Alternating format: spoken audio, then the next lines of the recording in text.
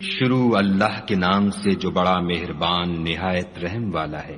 اس کتاب کا اتارا جانا خدائے غالب اور حکمت والے کی طرف سے ہے۔ اے پیغمبر صلی اللہ علیہ وآلہ وسلم، ہم نے یہ کتاب تمہاری طرف سچائی کے ساتھ نازل کی ہے، تو خدا کی عبادت کرو، یعنی اس کی عبادت کو شرک سے خالص کر کے۔ دیکھو، خالص عبادت خدا ہی کے لیے زیبا ہے، اور جن لوگوں نے اس کے سوا اور دوست بنائے ہیں وہ کہتے ہیں کہ ہم ان کو اس لیے پوچھتے ہیں کہ ہم کو خدا کا مقرب بنا دیں، تو جن باتوں میں اختلاف کرتے ہیں خدا ان میں ان کا فیصلہ کر دے گا۔ بے شک خدا اس شخص کو جو جھوٹا ناشکرا ہے ہدایت نہیں دیتا۔ اگر خدا کسی کو اپنا بیٹا بنانا چاہتا تو اپنی مخلوق میں سے جس کو چاہتا انتخاب کر لیتا۔ وہ پاک ہے، وہی تو خدا یکتا اور غالب ہے۔ اسی نے آسمانوں اور زمین کو تدبیر کے ساتھ پیدا کیا ہے، اور وہی رات کو دن پر لپیٹتا اور دن کو رات پر لپیٹتا ہے، اور اسی نے سورج اور چاند کو بس میں کر رکھا ہے، سب ایک وقت مقرر تک چلتے رہیں گے۔ دیکھو، وہی غالب اور بخشنے والا ہے۔ اسی نے تم کو ایک شخص سے پیدا کیا، پھر اس سے اس کا جوڑا بنایا، اور اسی نے تمہارے لیے 4 پایوں میں سے 8 جوڑے بنائے۔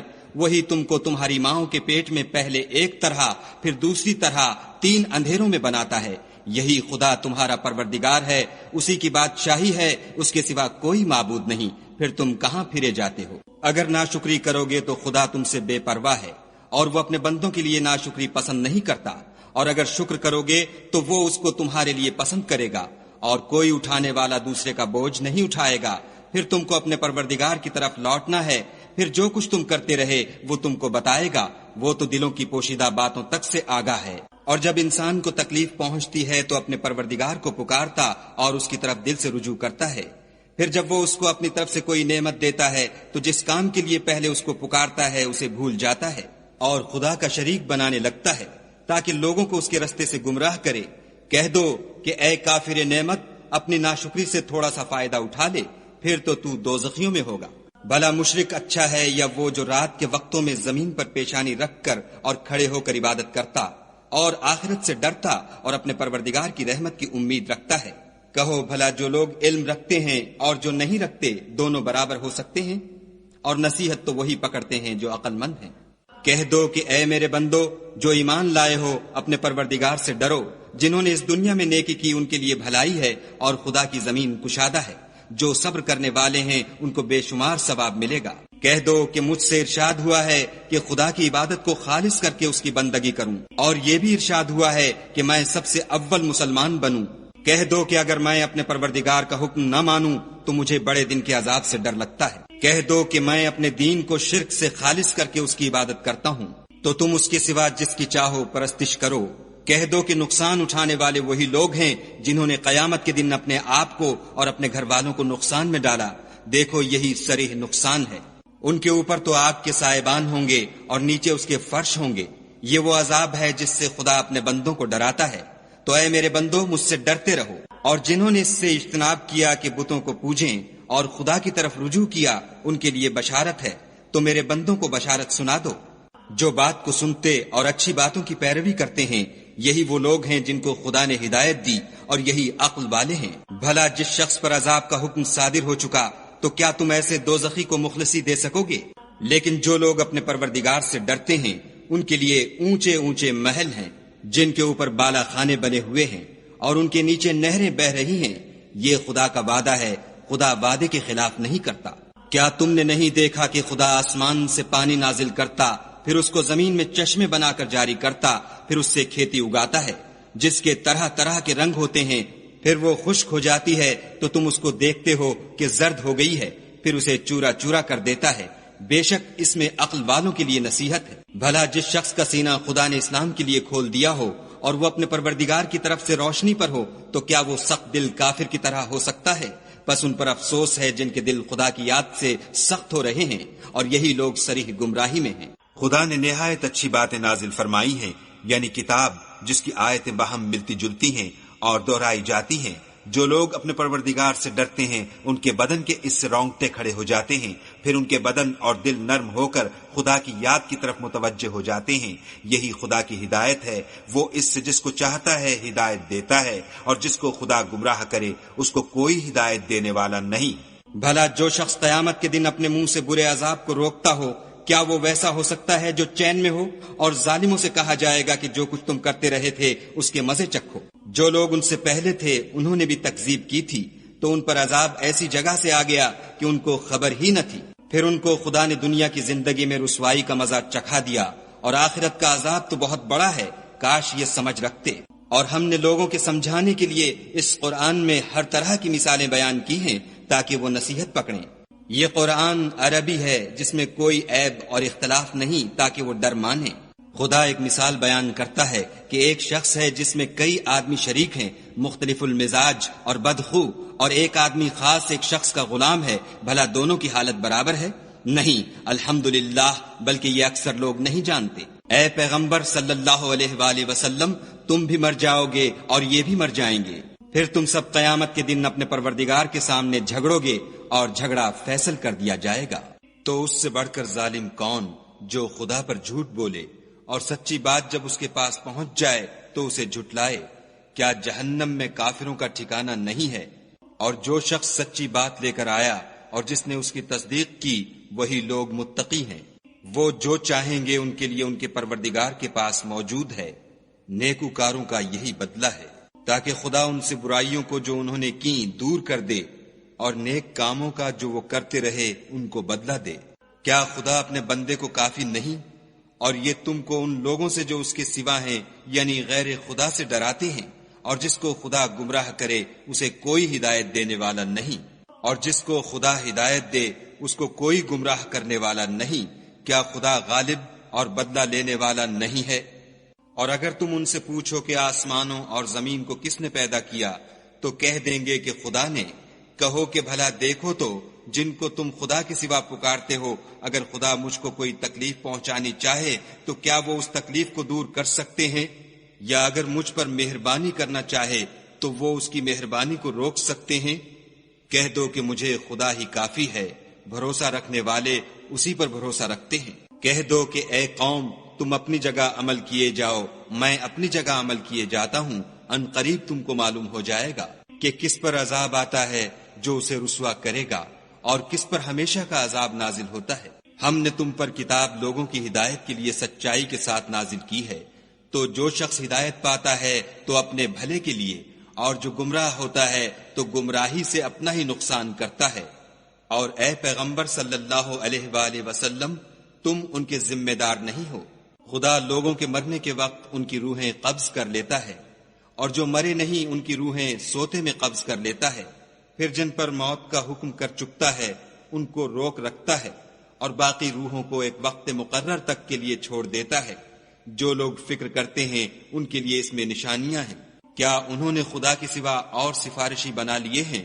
کہو کہ خواہ وہ کسی چیز کا بھی اختیار نہ رکھتے ہوں اور نہ کچھ سمجھتے ہی ہوں۔ کہہ دو کہ سفارش تو سب خدا ہی کے اختیار میں ہے، اسی کے لیے آسمانوں اور زمین کی بادشاہت ہے، پھر تم اسی کی طرف لوٹ کر جاؤ گے۔ اور جب تنہا خدا کا ذکر کیا جاتا ہے تو جو لوگ آخرت پر ایمان نہیں رکھتے ان کے دل منقبض ہو جاتے ہیں، اور جب اس کے سوا اوروں کا ذکر کیا جاتا ہے تو خوش ہو جاتے ہیں۔